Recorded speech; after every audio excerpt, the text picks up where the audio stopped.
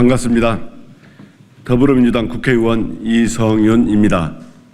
국민께서 윤석열 검찰 때문에 정말 날마다 분노하고 있습니다. 한 가지 사건인데 누구는 기소하고 누구는 기소하지 않는답니다. 유검무죄, 무검유죄란 말이 정말 실감난다고 하십니다.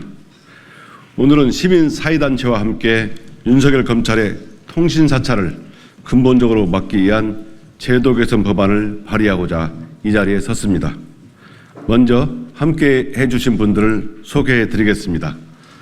오병일 진보네트워크센터 대표 참석하셨습니다. 김하나 민변 디지털정보위원회 위원장님 참석하셨습니다. 김은진 민변 변호사님 참석하셨습니다. 이재근 참여연대 협동사무처장님 참석하셨습니다. 김희순 팀장님 참석하셨습니다. 이지은 간사님 참석하셨습니다. 전대식 언론노조 수석 부위원장님 참석하셨습니다. 먼저 여기 참석하신 분들의 발언을 듣도록 하겠습니다. 네, 반갑습니다. 저는 방금 소개받은 진보네트워크센터 대표 오병일입니다. 저희 시민사회단체들은 통신 이용자 정보 역시 매우 민감한 정보이고 따라서 수사 목적의 제공에 있어서도 엄격한 요건이 필요하다고 주장해왔습니다. 이는 비단 국내 단체들의 일방적인 주장이 아니고 국제인권기구들도 권고해온 내용입니다.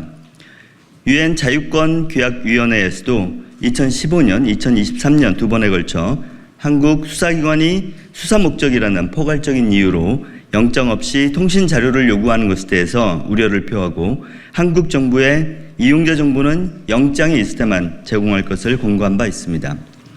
2019년 한국을 방문했던 조셉 카나타치 유엔 프라이버시 특별보고관은 대한민국 방문 결과 보고서에서 민감하지 않은 것으로 간주되어 법원 영장이 필요하지 않은 메타데이터 요청은 다른 민주주의 국가보다 훨씬 더 많은 수의 열람 요청이 한국에서 이루어지고 있는 것으로 보인다면서 무분별한 접근을 막고 현재 과도하게 이루어지고 있는 요청 수를 줄임으로써 프라이버시 보호를 개선하기 위해서라도 이러한 요청은 사법부의 감독을 받을 것을 권고한 바 있습니다.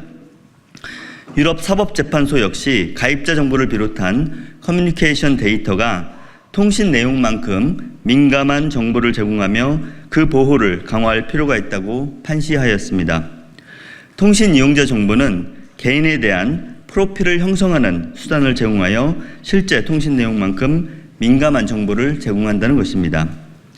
한국의 국가인권위원회 역시 헌법재판소에 제출한 의견에서 국제인권 기준과 판례 등을 종합 검토한 결과 통신 자료는 다른 정보와 결합할 경우 쉽게 개인을 알 수 있는 정보이므로 마땅히 보호받아야 될 개인정보라고 판단하였으며 개인정보 수집 목적과 대상자 범위가 지나치게 넓다는 점, 사전 사후에 사법적 통제가 이루어지지 않는다는 점, 자신의 개인정보가 제공되었는지 알 수 있는 통지 절차가 없었다는 점에서 개인정보 자유결정권을 침해할 소지가 있다고 지적한 바 있습니다. 이제 국회가 국내외 인권기구의 권고에 화답할 시점입니다. 한국의 통신 이용자 정보가 수사기관의 편의에 따라 무분별하게 제공되지 않도록 국제인권규범에 따라 법제를 개선해 주실 것을 촉구합니다. 감사합니다. 민변 디지털정보위원회 위원장 김하나입니다. 저는 이 개정안의 주요 내용에 대해서 간략히 설명드리겠습니다. 이 통신 이용자 정보는 이용자의 성명이나 전화번호, 주소, 아이디 같은 정보이고 통신 사실 확인 자료는 휴대전화를 사용할 경우에 수발신 번호, 수발신 시간, 기지국 위치들을 알 수 있는 자료입니다. 현행법은 통신 이용자 정보와 통신 사실 확인 자료 두 개를 나누어서 구유를 하고 있고 전자의 경우는 법원의 허가 없이 그리고 유예 기간을 자유롭게 하도록 정하고 있는 반면에 통신 사실 확인 자료의 경우는 영장주의 하에서 법원의 허가를 받도록 하고 있습니다. 이러한 것에 대한 문제가 계속적으로 지속이 되었고 통신 이용자 정보는 사실 그 자체로 개인정보일 뿐만 아니라 다른 정보와 결합하였을 때 사생활을 침해할 수 있는 자료로 통신비밀보호법상 통신사실 확인 자료와 동등한 수준의 보호가 필요합니다. 개정안은 기존 전기통신사업법에 규율했던 통신이용자 정보 제공 제도를 통신비밀보호법에서 규율하도록 하고 이 통신사실 확인 자료와 동등한 수준으로 사전, 사후 통제가 가능하도록 정하고 있습니다. 먼저 통신이용자 정보 개념은 그대로 두되 그 규율을 전기통신사업법이 아니라 통신비밀보호법에 개념을 신설하고 수사기관이 통신이용자 정보 제공을 요청하는 경우 법원의 허가를 받고 당사자에게 그 사실을 통지하는 경우에도 유예하는 경우에도 법원의 허가를 받고 기간은 3개월로 한정하도록 하였습니다. 나아가 통지를 받은 당사자, 즉 정보 제공을 당한 당사자가 제공의 적법성에 대해서 법원에 심사를 청구할 수 있는 구제 절차를 신설하였고 통신 이용자 정보를 불법으로 제공하는 것을 금하고 만약 불법적으로 제공했다면 이를 증거로 사용할 수 없도록 하면서 통비법에서 정한 절차를 거치지 않고 이를 제공한 경우에 처벌까지 가능하도록 조항을 신설하였습니다. 이상입니다. 예, 참여연대 협동사무처장 이재근입니다. 저는 이 통신 이용자 정보 수집 관련된 내용들이 사실 시민사회에서는 되게 오래된 문제입니다. 2010년도 부분부터 저희 정보인권연구소하고 민변, 참여연대가 함께 이 경찰이나 검찰의 통신정보 수집에 대해서 문제 제기해 왔었고 수많은 소송과 헌법재판들을 청구했었습니다. 실제로 저희 시민사회가 낸 헌법재판소에서 인용이 됐습니다. 그래서 얼마 전에 법이 개정돼서 이번에 언론인들에 대해서 3,000명 대량 사찰이 이루어졌다는 것이 확인된 이유가 이 사후통보 제도가 도입됐기 때문입니다. 하지만 그 제도만으로는 이 문제를 해결할 수가 없습니다. 지금 여와 야가 있을 때 지난 공수처에서 지금 현재 여당을 대통령과 대통령 주변을 통신 정보를 수집했을 때 사찰이라고 하고 수사해서 처벌해야 한다라고 주장했던 것이 윤석열 대통령입니다.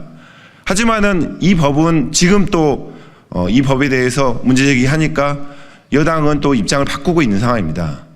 22대 국회에서는 각자의 상황에 따라서 입을 바꾸거나 말을 바꾸지 말고 국민들의 개인정보를 보호하고 그리고 정보인권을 보호하기 위해서 이 법의 통과에 함께 힘써 주셔야 할 것입니다. 전국 언론노동조합 수석 부위원장 전대식입니다.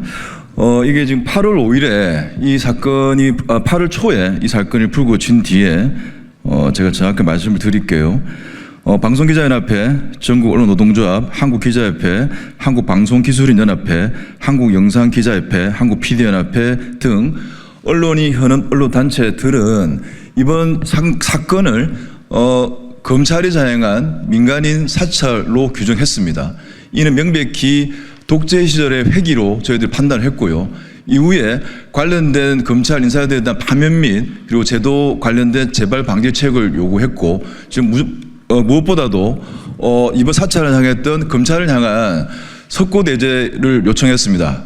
하지만 한 달 한 보름 지난 이 시점까지 검찰에서는 사과할 생각이 전혀 없는 걸로 보입니다. 언론노조 등 포함한 현업 언론단체는 오늘 이성윤 의원이 대표 발의하는 이 법 개정과 관련해서 전폭적인 지지를 보냅니다. 아울러 이와 함께 이번 사건의 본질들이 특히 언론인들이 저희들이 파악하기로는 3,000명 정도가 사찰 대상이 되었고 그중에 저희들이 실제 파악한 게 한 10%가 넘습니다.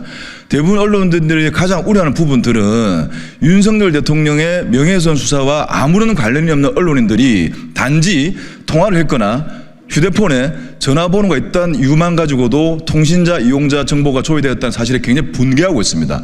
아울러 검찰이 말은 명예훼손 수사이지만은 사실상 흔히 말하는 간접 잡는 공안 수사를 통한 수사 방식이라고 보고 있습니다.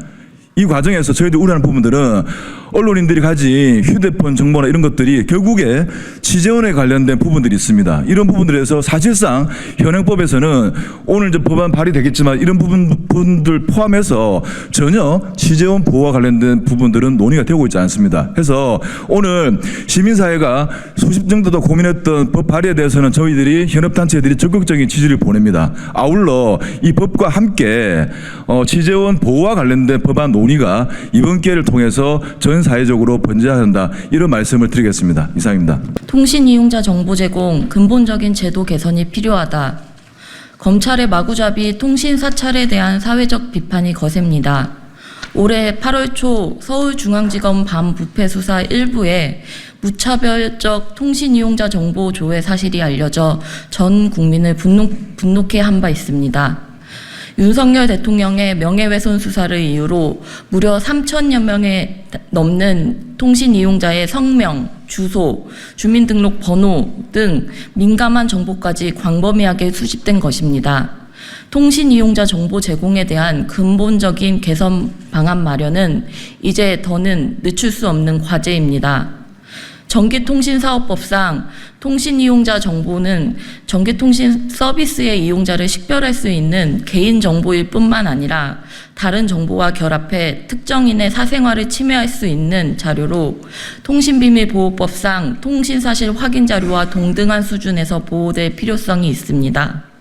그런데도 통신 이용자 정보는 통신사실 확인 자료와 달리 전기통신사업법에 따라 법원의 허가 없이 수사기관의 내부 결재로만 제공 요청이 가능하고 제공 사실 통지도 장기간 유예할 수 있습니다.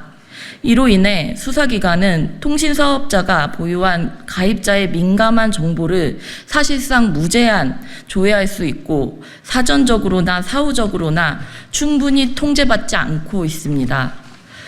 2019년부터 2023년까지 수사기관이 영장 없이 제공받은 통신 이용자 정보는 약 2,552만 건으로 한 해 평균 우리나라 인구의 약 10%에 해당하는 510만 건의 개인정보가 광범위하고 무분별하게 조회되고 있습니다.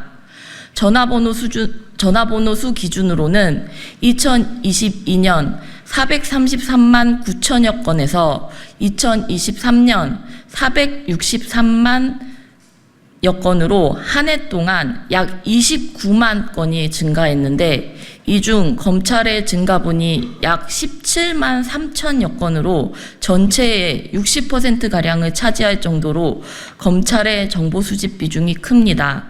이에 따라 어느 곳보다 검찰의 무차별적 통신 이용자 정보 제공 관행을 개선해야 할 필요성이 날로 증가하고 있습니다. 국가인권위원회도 통신 이용자 정보 제공과 관련해 영장주의 위배, 제도 남용 위험 문제 등을 지적한 바 있으며 유엔 자유권규약위원회에서도 2015년, 2023년 제도 개선을 권고한 바 있습니다. 이에 더불어민주당 이성윤 국회의원과 시민사회 단체들은 국회 토론회 등을 통한 의견 수렴을 바탕으로 수사기관의 무차별적 통신 이용자 정보 제공 제도를 개선하기 위한 통신비밀보호법 개정안을 발의하고자 합니다. 이번 대안은 무엇보다 통신 이용자 정보 제공 제도를 전기통신사업법에서 통신비밀보호법으로 통합 이관함으로써 법원의 통제를 받도록 했습니다. 제공 요건 또한 압수수색에 준하도록 강화하여 무차별 조회를 방지하고 적법성 심사를 청구할 수 있는 절차를 마련하는 등 안전 절차를 강화했습니다. 통지 대조에 대해서는 유예 시 법원의 허가를 받도록 하고 일정 기간 후 삭제를 의무화하는 등 오남용 가능성을 최소화하고자 했습니다. 이 법안을 통해 통신의 가치가 갈수록 더해지는 디지털 사회에서 통신의 자기결정권적 자유가 진정으로 실현되기를 기대합니다. 22대 국회에서는 통신 이용자 정보 제공 제도가 반드시 개선될 수 있도록 법안 통과를 위해 함께 노력하겠습니다. 2024년 9월 26일 더불어민주당 국회의원 이성윤, 민주사회를 위한 변호사 모임, 전국언론노동조합, 정보인권연구소, 진보네트워크센터, 참여연대, 국회 검찰개혁포럼,